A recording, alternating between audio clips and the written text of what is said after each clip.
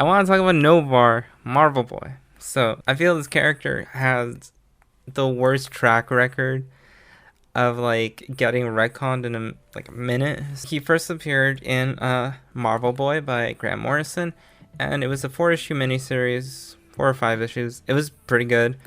In it, we introduced to him his whole spaceship, dimension ship, is destroyed by Dr. Midas, and he vows revenge on the entire human race for the Kree Empire, specifically his alternate reality Kree Empire. And so he gets arrested by the end of the last issue, and he vows revenge. And that's where he was for a minute, until the Illuminati by Michael Bendis's New Avengers, in that the Illuminati beat him up until he decides to be a superhero. Because they describe what he's doing as a tantrum, and even in the original series, like, it's kind of showed, like, this is stupid, why are you blaming the entire human race for, like, one fucking dude's fuck up? But after that, he's kind of an anti-hero. He joins the Dark Avengers. He's enlisted as the new Captain Marvel of the Dark Avengers. And he was only there for a little bit. He runs away. The Sentry's sent after him. He stops the Sentry somehow. I forget. And then after that is where it's like the full arc that I think Brian Michael Bendis is trying to initiate goes into place. He becomes a good guy. The most boring good guy. He becomes the Protector. It's like a knockoff of Captain Marvel. He has the full support of the actual 616 Kree Empire. He's given some, like, the bands like Captain Marvel has, and but it looks boring as fuck. It's a very boring costume. It's just black and white with some like blue and red accents. Doesn't do much for me. The helmet looks kind of off. Doesn't do much notably, like, character wise. He has a girlfriend. The girlfriend visits the Avengers not mansion, building, and that's funny, the interactions they have. But he himself doesn't do much. He grows a stupid goatee, and he helps Tony Stark do time travel stuff. It doesn't do much to further his character besides making him a hero. Even as a hero, he doesn't seem to have much of a reason to be a hero at this point. He's an Avenger. That's like the biggest fucking, like, echelon of hero, but it doesn't seem to matter much.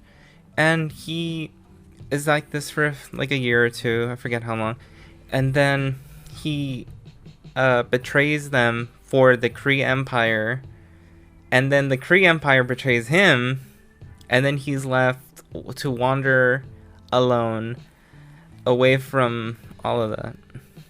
And he's not allowed to go to Earth technically, but he does, and he comes back in Young Avengers, and it's like a fucking night and day. He becomes Marvel Boy again, or he just Noh-Varr, I guess, and he has personality and a girlfriend that he forgot about, but he has personality. He interacts. He gets into a relationship with Kate Bishop for a while until he realizes he likes his dominatrix ex more.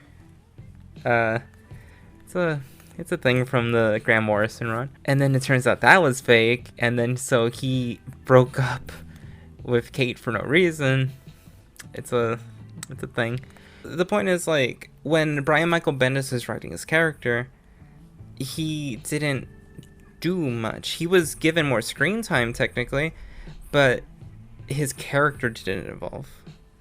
They just completely threw away his main motivation from the first story and didn't really actualize it very well, because there is a story there. There's a redemption story. There's him learning a lesson that just because one human hurt him doesn't mean he has to then subjugate the entire human race. He doesn't have to eye for an eye the whole world. There's a story to be told there, but I feel it should have been told differently. And I probably was going to be told differently. This story came out in 2001, and, you know, a lot of shit happened, specifically in the place where the story of a Marvel Boy was set in. I think that derailed a lot of the plans because he does destroy a big chunk of New York City in the story. You know, it's not treated as a big deal, and it wouldn't be normally, but then, you know, September 11 happened, so it changes the attitude a little bit of what's should be a more serious thing. At the end of the first issue, the last issue of the miniseries, they do tease a Marvel Boy too, but from what I found, there was no set plan yet of exactly what that's supposed to be.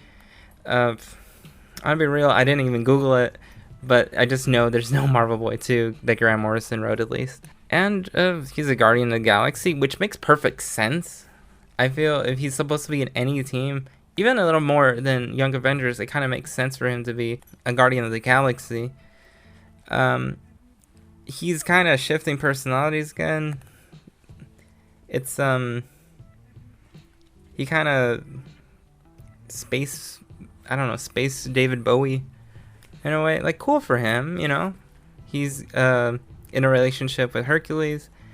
And again, just the personality is a little different. I do like that couple idea, but maybe I feel they should have gotten to it in a different way. But yeah, he's just kind of in the wind now. But yeah, I have nothing else to say about this. Ain't that fucking wild? All right, bye.